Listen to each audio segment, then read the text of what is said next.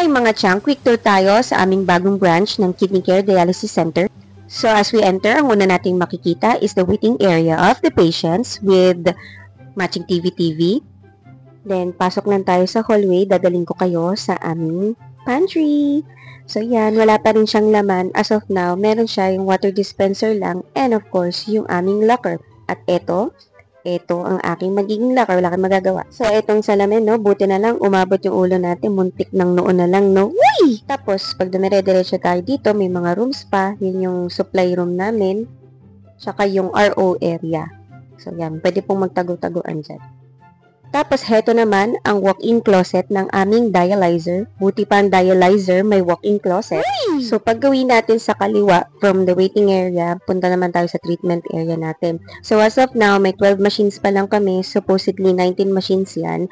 1 for isolation. Yung machine nga po pala namin is Nikiso DBB EXA-ES. So, first time ko palang makaka-handle niyan if ever. Pag nasa nursing station kami, ganito yung magiging view namin. Ewan ko, basta na-excite ako. Basta na-excite ako mag-start na dito. So, yun yung supply namin din sa floor namin. Then, ito yung aming e-cart. As of now, inaayos pa rin namin siya. Naglalagay pa rin kami ng mga meds. And, ayun yung defib na merong reflection ko. Wow! Is that girl I see? So, yan yung aming head nurse, si Ma'am Jo. Shout out, Ma'am Jo! So, yan, ikot-ikot lang. Kasama din namin dito si Ma'am Susie. So, ayun lang. Bye, mga chang!